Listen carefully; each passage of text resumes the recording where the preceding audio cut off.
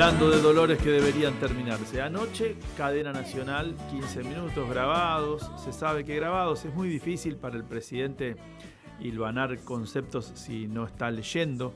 No me quiero imaginar el laburo que deben tener los que tienen la tarea de grabar esa entrevista. Deben ser esos discursos, ¿no? Deben ser esos discursos que está 2 o 3 horas para grabar, se cortan y después arrancan de nuevo, y así después los editores, pedacito por pedacito, van conformando una sola pieza. Una pieza comunicacional olvidable que tiene no más que 15 minutos y que redunda más o menos en lo mismo de siempre.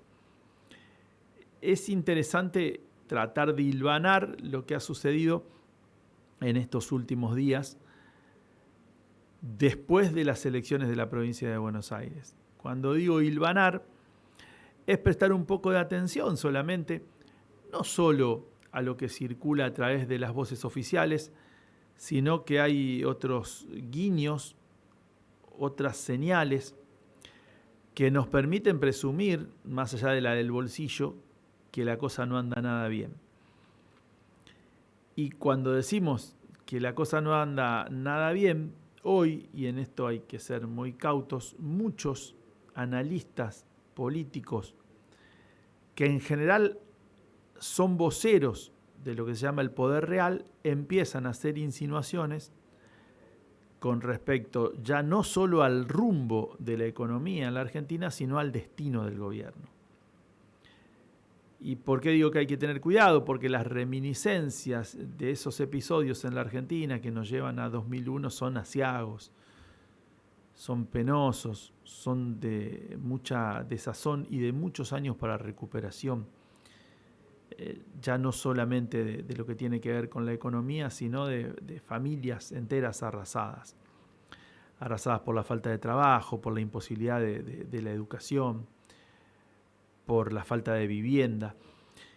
Y aquella Argentina que nosotros tuvimos la desgracia de protagonizar generacionalmente en los aciagos días de 2001,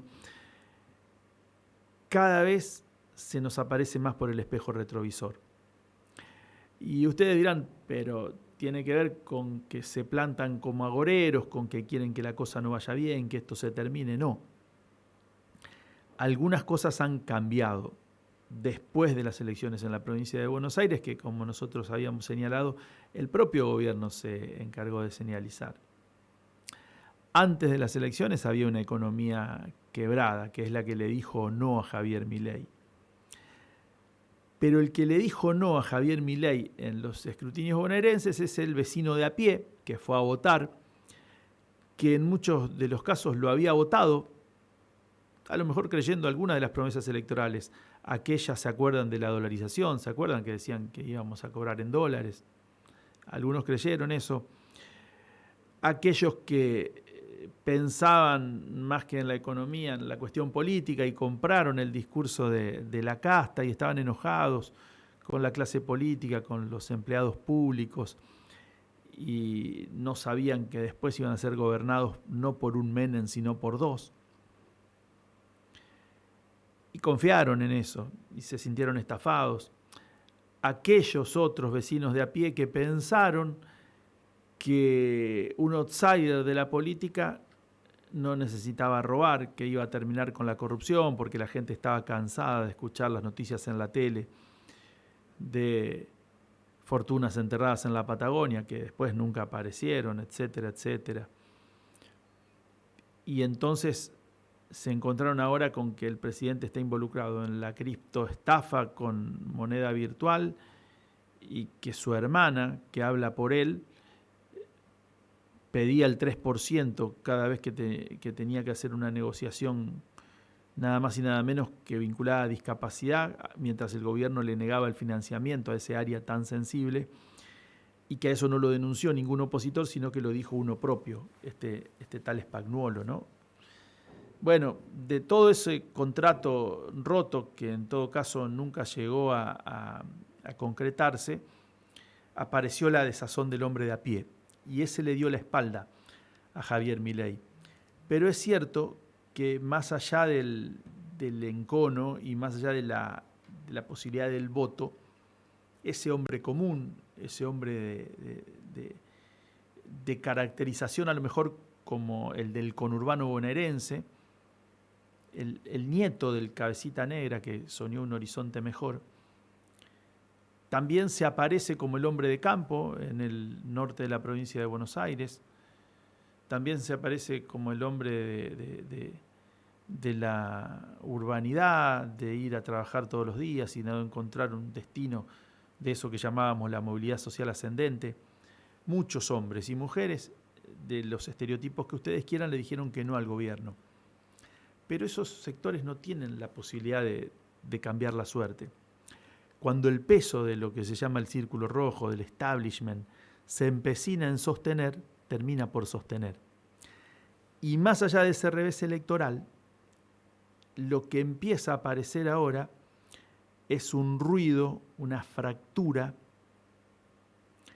en algunos lugares del establishment que hasta no hace tanto decían, nos vamos a bancar, perder toda la plata que estamos perdiendo, porque en realidad queremos disciplinar a los trabajadores, queremos disciplinar a esos ciudadanos de a pie a los que nombrábamos, para que entiendan quién manda. Para que, como decían en los tiempos de la fusiladora, dicho sea de paso, hoy es un aniversario, los peones no puedan mirar a los ojos a los patrones, las sirvientas no puedan mirar a los ojos a los dueños. Para volver a tener ese país, muchos están decididos a perder mucho dinero. Pero el tema es que en este desquicio tampoco les está funcionando. Y entre ese pensamiento y la idea de que estos marionetistas empiezan a pensar que eligieron el títere equivocado, hay un paso muy, muy cortito.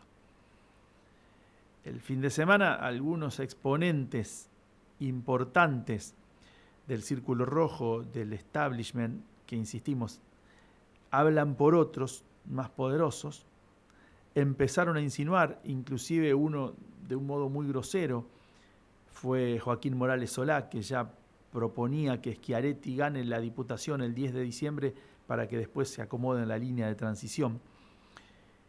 Algunos, digo, más elocuentes, más groseros, otros menos, empezaron a insinuar que el Círculo Rojo está en alerta.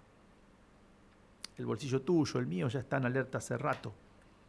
El tema es cuando el Círculo Rojo se decide a otra cosa. Y como nosotros no somos parte del Círculo Rojo ni accedemos a demasiada información que pueda brindar el Círculo Rojo, que por suerte siempre elige otros voceros y no a nosotros, lo que uno puede es suponer a partir de determinada gestualidad, a través de las editoriales de los diarios, a través de lacayos que hasta no hace tanto cambiaban las rodilleras una vez por semana para ponerse de rodillas frente a Javier Milei y hoy lo abandonan, ante declaraciones de protagonistas de eso que ellos llaman los mercados y que están en alerta y que no pueden parar ningún indicador, ni la suba del dólar, ni el Círculo Rojo, y con esa mirada por el retrovisor que nos acompaña desde aquellos aciagos días de 2001, todo nos permite presumir que la cosa no está tan bien como ayer decía Javier Milei en su discurso.